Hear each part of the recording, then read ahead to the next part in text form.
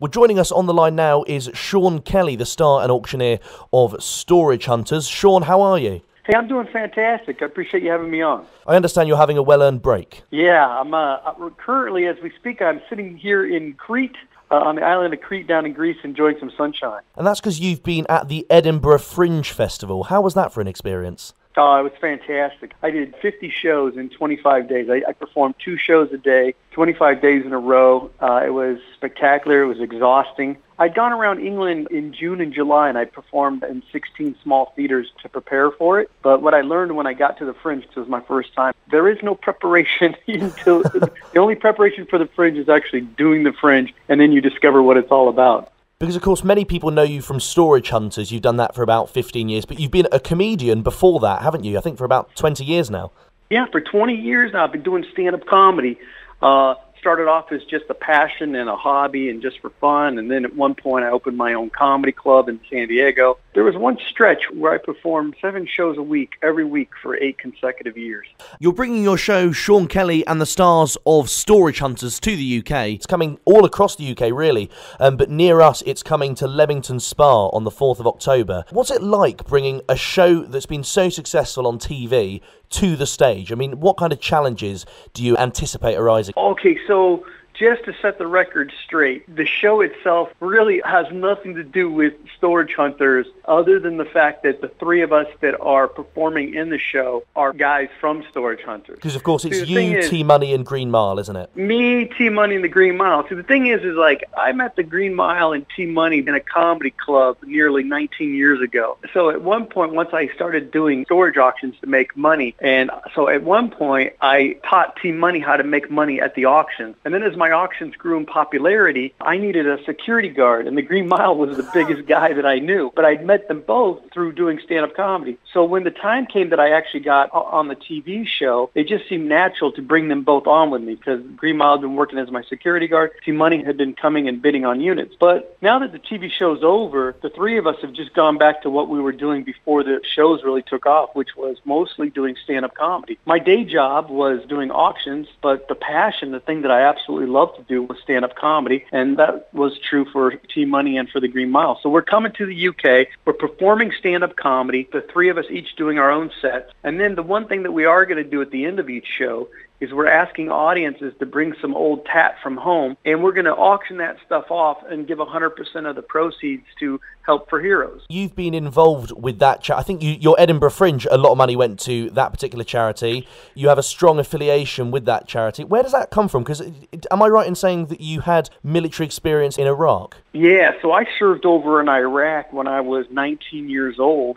Maybe I guess I was 20. Now that I think about it, I look back, I was 20 years old. I was in the Army, and I had been stationed in Germany, and then I got deployed to Iraq, and so I served in Desert Storm. And, you know, when I first came home from the war, to be honest with you, I suffered from post-traumatic stress syndrome, and I had some issues going on, my own things from things that I'd seen and been a part of over there. So when I got to a chapter in my life where things started to take off, like Storage Hunters and doing the comedy started to take off, I thought I want to find ways that I can try to help other soldiers, you know, because our servicemen and women, they come home, and a lot of times in the past they haven't had the support there that they've needed. The amount of people that need help it's tremendous. Luckily, there are organizations like Help for Heroes in the UK which do an amazing job of building facilities and offering all kinds of services to the people who really need it. When people come to see us live, when they come to see us do stand-up comedy, because a lot of them are Storage Hunters fans, I figure they're going to want to see us do an auction. So why not have them be a part of it, bring something cheeky from home? We actually invite people to come up on stage with us and talk about their item, and then we auction it off and give all that money to Help for Heroes. And that was all because of my military service. And so if people are listening to this now wondering, well, what do I take? Is there anything off limits? Can they bring anything they want, literally? Oh, yeah, bring anything. You know, the thing is, it's going to such a wonderful cause. But keep in mind, you know, it's a comedy night. People are coming out to have a good time. So bring something interesting, bring something funny, bring something cheeky. I did this for the 16 warm-up shows around England. And in those 16 warm-up shows, by the end of the 16 shows, we were able to donate about £5,400 to Help for Heroes just from these old cheeky items that people had brought. And up at the Fringe, I think we were able to donate around £3,100. It all adds up. Sometimes people bring little items. Some people bring antiques. Some people bring silly stuff. I've seen all kinds of crazy things. Going back to the show now, of course, we've had 5 series in the UK. Is there a 6th series on its way then? I don't think so. You know, it's funny. While I was at the Fringe, I ran into the president of the channel that it airs on, Dave. I ran into the president of the network. We had a good catch-up and we were visiting and stuff. It doesn't seem to me like that there's going to be any more episodes that they make. But the weird thing is, when we finished filming our last one, which was in May of 2016, they didn't say, hey, the show's canceled. They just said, oh, we're going to take a break for a while. Sometimes that means we're going to take a break for a while, and sometimes that means we're done. So you never know. Oh, well, I certainly hope it's back. Yeah, me too. I mean, the thing is like, if for some reason, you know, it just never happens, I will have made a total of 136 episodes. So that was an amazing chapter of my life. And so what I'm working towards is I'm trying to create a couple more TV show ideas. I've had some ideas for several years that I think viewers would love. And then I want to go do some motivational speaking. I love getting out and talking to teens and to young people that are kind of struggling and kind of share my life story with them and see if I can inspire them. So those are the kind of things I'm looking forward to doing. And of course, Sean, you're also touring with T Money and Green Mile, who we mentioned earlier. I mean, what are those two like as comedians for people who may not have seen them do stand-up before? See, I think people are going to be surprised at how hilarious these guys are because they know them from Storage Hunters, so they probably think, well, they're kind of funny, but are they really like real stand-ups? Well, here's what I want to tell everyone. Team Money actually has won the L.A. Comedy Festival, and the Green Mile won the Detroit Comedy Festival. So these two guys are hilarious. So when they come out to see the three of us, they're in for a good show. You said how you met before, but are you all mates off camera as well? Oh, we're best friends. Yeah, we really are. We when I'm home in America, we hang out, we do stuff together. We really are. We really are best friends. On the show as well, last thing I'll kind of ask about that. What's it like working with this man? Yeah, dial it down. 250 for the pockets in my cash boot. Heavy D. Oh boy! You literally have to warn someone before you play that audio. Some kind of warning. Listen, that guy was both a blessing and a curse. You know, like. In some ways, I just wanted to kill him, and then in other ways, he kept my day entertaining and interesting. He's like a man-child, you know, and he knows no boundaries. People might actually think that he's like an actor, but the thing is if you know Colin, that's his real name. I nicknamed him Heavy D, but if you know Colin, he's like that all the time. He's one of those amped-up people, and he loves to wind other people up. That's his thing. I don't know. Half of our viewers hated that guy and would turn the TV off, and half of them loved him. Yeah, I don't know how much more Heavy D I'm going to play on Raw because I don't want to lose any listeners because he's got quite a voice, hasn't he? Funny was up in, I have like a couple different T-shirts that I sell after my comedy shows, and one of them is a picture of me punching Heavy D in the face. And in England, a lot of people buy that shirt because they can't stand him. And up in Scotland, everyone bought the shirt because they loved him.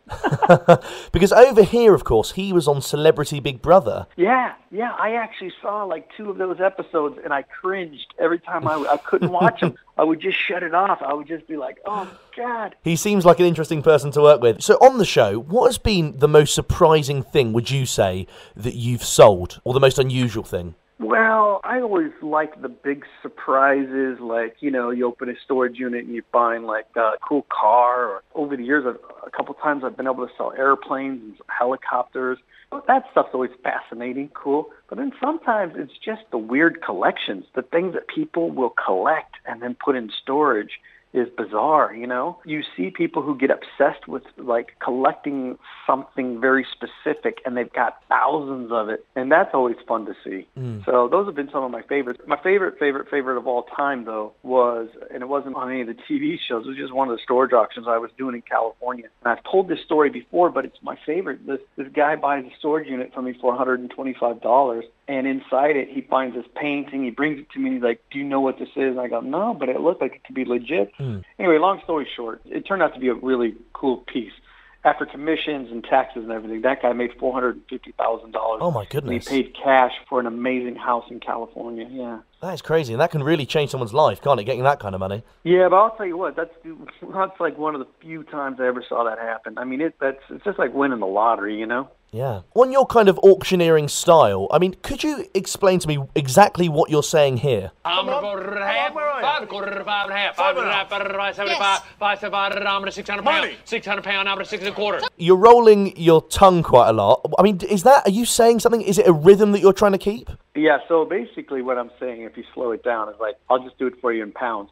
So if you go really slow and then you do a faster version of this, you go, I'm bid, 100-pound bidder now, 2 now, 2 now, 200-pound bidder now, 3 now, 3 now, 300-pound bidder now, 4 now, 4 now, 400-pounder bidder now, 5. And the bidder now, to what bidder now, is where all the rolling R's are coming from. So 100-pound bidder 2, 200, 3, 300, 4, 500-pound bidder, 500-pound bidder now. Do you hear it? Yeah. 500-pound bidder now. So that's what I'm saying. So those are my filler words, the bidder now. And does the speed help you then? I don't know. Does it have like an effect? Does it try and get people to bid more, or? Oh yes, there's a rhythm that becomes almost, I wouldn't say hypnotic. It's this rhythm, and there's this speed to it. And what happens is the buyers don't have time to make a rational decision. And what happens is it becomes one of these things where people, they just react, and they become more of an emotional buyer. Yeah. So an auctioneer's job is basically you're being hired by whoever's hiring you to do the auction. You have a fiduciary responsibility to try to make them as much money as possible. And so what you do is you try to create a sense of urgency. You got to jump in now because otherwise I'm going to sell it. And it's true. I sell everything really fast. On the TV show, they only show me selling 5 units. But when I do a storage auction, say back in California, and there's no cameras and we're not producing it for the TV show, I'll do between 70 and 150 units. Oh, wow. All in one go. So I sell 1 unit approximately every 2 to 2.5 minutes.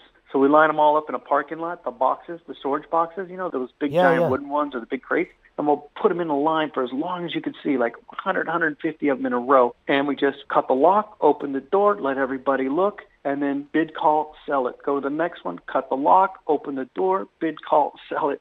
That's several hours of bid calling. How does your voice cope after that? Well, when I'm not doing the TV show, I use a microphone and a speaker. They would never let me use it on the TV show. Right. They wanted me to shout. And whenever people meet me, they always expect me to be shouting at everyone. but I don't actually shout at my auctions, when there's no cameras there, because I use my own microphone and my own speaker. But because they were making a TV show, they had to mic you up with like audio that fed into the cameras. So they weren't designed to pick up the sound, but they weren't designed to project the sound. So I had to learn to shout as an auctioneer, which is weird because then sometimes people will watch on TV and they'll think, well, that doesn't look like any auction where I've been to where the auctioneer's just shouting at people. But in real life, when their cameras aren't being turned on, I'm just doing an auction. To save my voice, I always use a portable speaker and a microphone, and then I speak at pretty much conversational level, but I turn the speakers up loud so that it amplifies it. Oh, right. Oh, that's very interesting. Moving on now we're going to do a bit of a quick fire round now, Sean, to get to know you a little bit better, hopefully. Yeah. So, first things first, what is your favourite food? My favorite food, I love Greek food, and it's awesome because I'm in Greece right now and I'm just loving it. What's your favourite TV show? Is there a show at the minute that you're hooked on, you can't get enough of? Well, I will tell you that recently I did a bunch of binge watching of several shows, and I loved Breaking Bad. I had never seen it before, and so I got the entire, all the seasons and watched them back to back. All of them? I couldn't stop watching. They were fantastic. I've still got Series 5 to watch, so don't tell me any spoilers. Okay, no spoilers. Donald Trump, yay or nay? Oh, definitely nay. You're not a fan? No, not a fan. Fair enough. The UK or the US? Well, I don't know. That's a difficult one. I've made so many amazing friends in the UK, and I've had such a great time there. But the US is still home, and it's where my family is. So I think at the end of the day, I will probably always go back to the USA. Where's the best place in the UK to perform? Other than Leamington, of course, which you're coming to. Where's a place in the UK that you love going to perform? I love getting outside of London.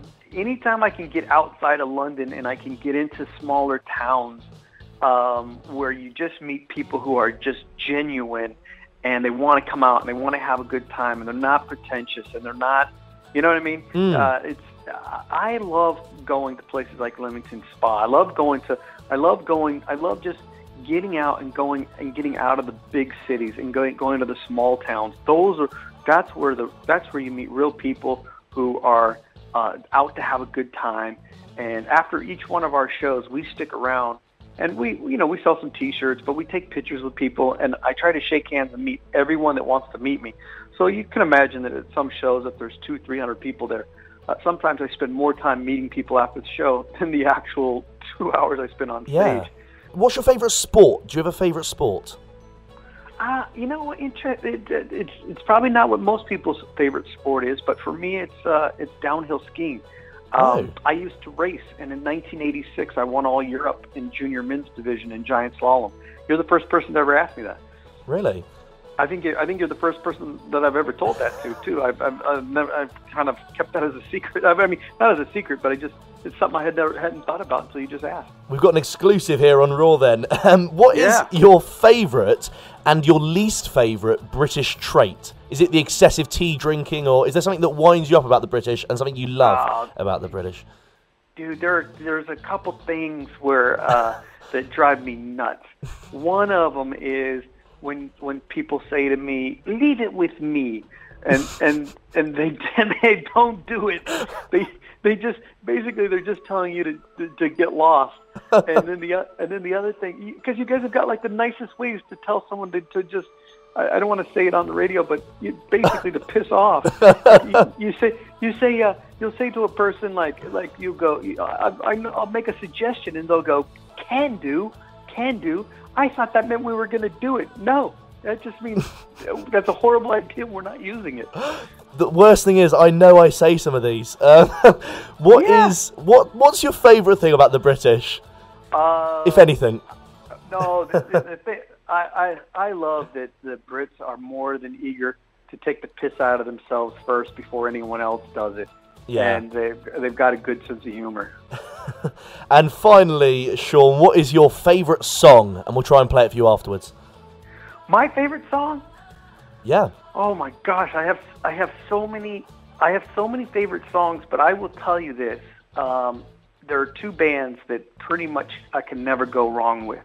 Coldplay or AC/DC. I don't know if you've heard it as well, but Heavy D once did a rap for Arsenal Fan TV.